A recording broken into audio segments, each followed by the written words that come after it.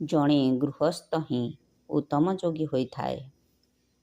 ଗେରୁଆ ବସ୍ତ୍ରକୁ ଧାରଣ କରି ସନ୍ନ୍ୟାସୀ ହେବା, କୌଣସି ମଠ ମନ୍ଦିର ତିଆରି କରିବା ଯୋଗୀର କାର୍ଯ୍ୟ ନୁହେଁ।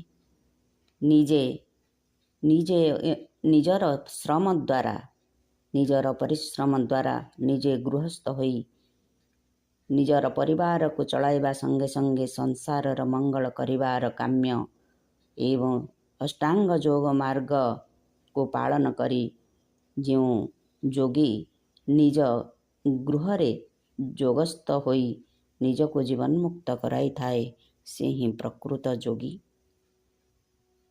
କାହାରି ଘରୁ ଭିକ୍ଷା କରିବା ବା ଅନ୍ୟକୁ ଲାଞ୍ଚ ଦେବା କୌଣସି ସନ୍ନ୍ୟାସୀର କାମ ନୁହେଁ ବା ଯୋଗୀର କାମ ନୁହେଁ।